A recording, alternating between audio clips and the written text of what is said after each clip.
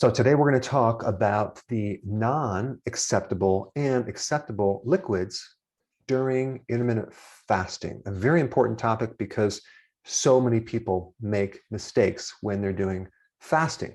And it's a lot better just to learn from the experience of other people's mistakes, because the amount of time it would take for you to try to figure all this out, it would be months or years. So I'm going to show you exactly how to do it based on a lot of experience working with other people and even on myself. Now, a true fast is really not eating anything except drinking water, okay? That's a true fast. Now, the problem with that is the majority of the population has a lot less stored nutrients than we had even 20 years ago. So you're going to experience all sorts of side effects and problems if you don't enhance your fasting with certain nutrients. And there are a lot of things that you may drink that can really nullify your results with fasting. But I want to emphasize something. When we talk about bumping yourself out of a fast or bumping yourself out of ketosis or autophagy, which is a condition where you're recycling your old proteins and you're making new proteins, there's going to be a lot of confusions. Number one, the benefits of fasting can get nullified with anything that spikes insulin. So the whole goal of doing fasting is to lower your insulin as low as possible. But there's two things I want to bring up. Number one, when you consume pure fat, okay, you don't trigger insulin. When you consume fiber, which is a carbohydrate, you're not going to trigger insulin. Your body is going to go after that fat as its primary calories before it taps into your own body fat. So even though you're in ketosis, the ketones are coming from the dietary fat, not your own fat. And this is why you may not be losing weight if you consume like a pure fat during a fast. It's not going to increase insulin. It's not going to bump you out of ketosis, but it's just going to stop your weight loss. So I created this list and we're just going to go through it. All right, number one, water. Is that acceptable? That would be a yes.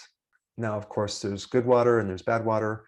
Tap water is just filled with chemicals. So if you need to get a filter, get one and start using it, because there are plastics, there are chemicals, there are hormones in the water supply, not to mention the toxic chemicals that they use to kill off germs and things in the city water. So just get a filter. Even if it's a Brita filter, it's better than nothing.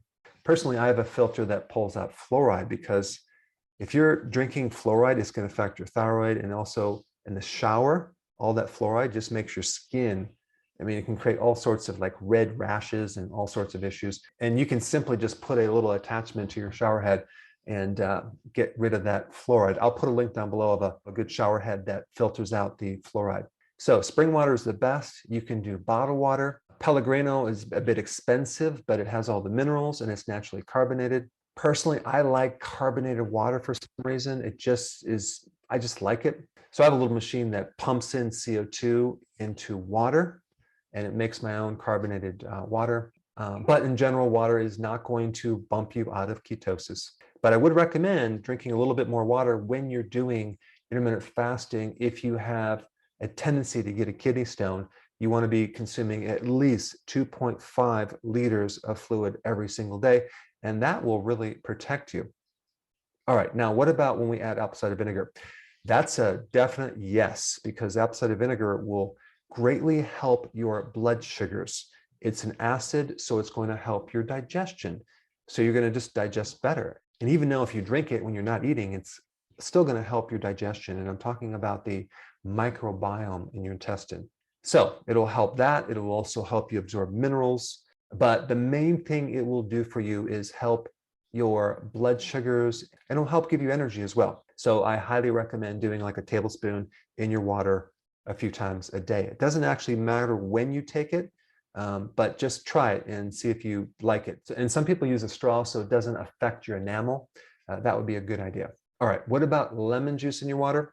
Absolutely yes, because lemon juice has citrates, and citrates help to inhibit oxalates. So it decreases the risk of getting a kidney stone.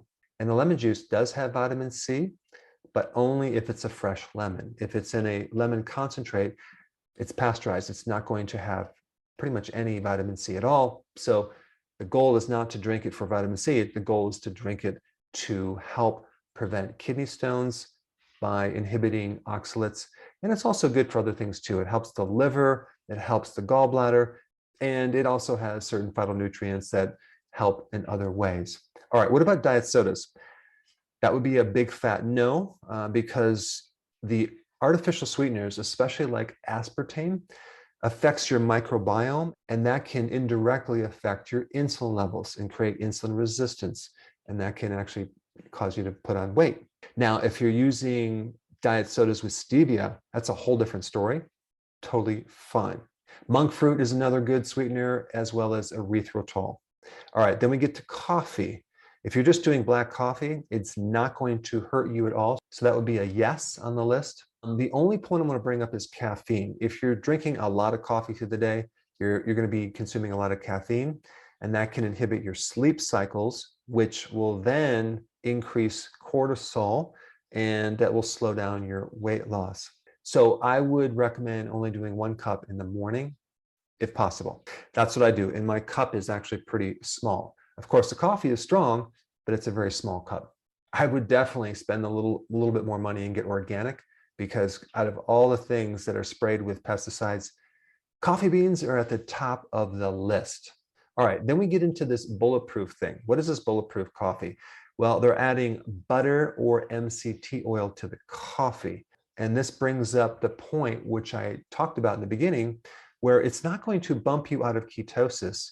It's going to bump you out of losing weight if you have a slow metabolism.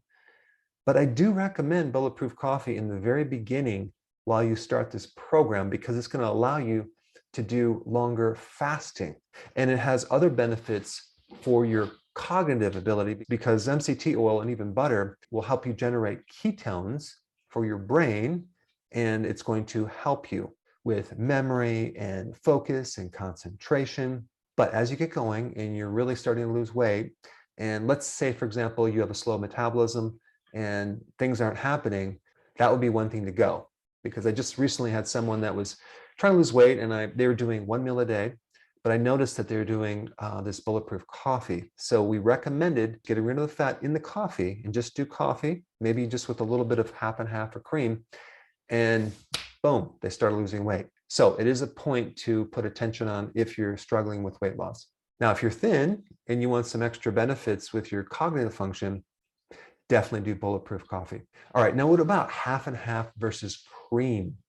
Now, half and half is half milk and half cream. And then you have whole cream or whipping cream. Now, half and half has maybe 1.6 grams of carbs. Okay, so I mean, it's pretty small, but it has some in 2 tablespoons, whereas whole cream has 0 carbs. So I would always recommend doing the whole cream in your coffee versus the half and half, but it's a real minor point. So I'm going to put it under the maybe category. But that being said, we're talking about such small amounts, and I rotate. Sometimes I use half and half, sometimes I use whole cream. All right, then we get to bone broth. Bone broth does have protein in it. It has like 5 grams per cup. And that is something you don't want to add when you're fasting. So bone broth is under the no category. It's not a good idea. So it's definitely going to inhibit your results with fasting. And I just want to back up for a second, because I forgot to talk about non-dairy creamers. Wow, those things are filled with chemicals. I would avoid those at all costs. All right, the next one is tea. Now, green tea is very good to consume when you're doing fasting.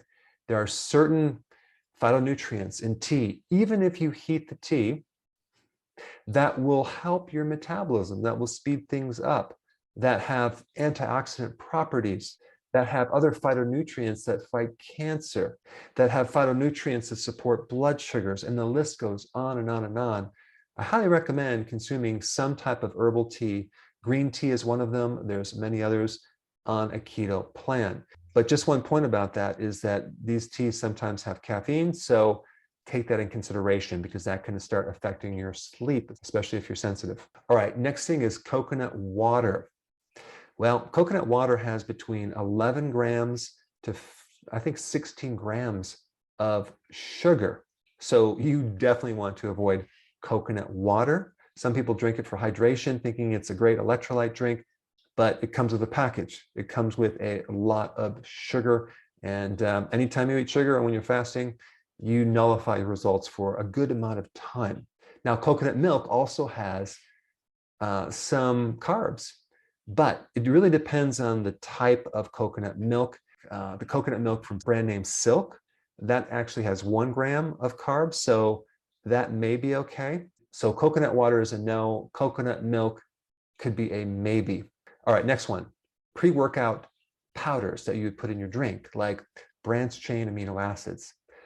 Not good at all. We're talking about a protein. And this protein is not a complete protein. It's just amino acids, and you don't want to do that when you're fasting, okay? I don't recommend branched chain amino acids. That will definitely bump you out of ketosis. It'll bump you out of fat burning, and it'll definitely bump you out of autophagy. And so even when you're working out, by consuming these amino acids or any type of pre-workout drink, either before or after your workout, is not a good thing unless it's just plain electrolytes with no sugar. Now, if you combine this low-carb diet with fasting and exercise, you're going to take your ketones to a whole new level. You'll definitely get in much deeper ketosis, and that would be a great goal. Now, what about alcohol? Okay, you've probably heard of types of alcohol that are so-called keto-friendly. They have no carbs in them. Here's the problem. It's true that there's certain alcohol, unlike like margaritas or a beer that have carbs or sugar, that doesn't have any added sugar, but the alcohol itself really toxifies your liver, which is going to affect your fasting results and your ability to lose weight and your autophagy. It's not a good idea in any amounts. I'm sorry. Now, what about actual milk? Is that keto friendly? That would be a big fat no, because milk, 1 cup, has like 12 grams of carbs and 0 fiber, which means we're talking about net carbs, which is way too high. But the fat from the milk in the form of butter, as well as the half and half and cream, is a lot better. All right, what about electrolytes? Well, absolutely yes, if it doesn't have any added sugar. If it's sweetened with stevia or monk fruit, totally fine. But realize that sometimes stevia comes with maltodextrin, so you want to make sure it doesn't have maltodextrin or some other type of synthetic sugar. But electrolytes are essential when you're doing fasting. So is other nutrients like B vitamins and vitamin D and omega-3 fatty acids, because the last thing you want to have happen is run out of these nutrients when you're fasting and get dizzy or faint or feel weak. So the best video that you want to watch on that is right here on what supplements to take while you're fasting.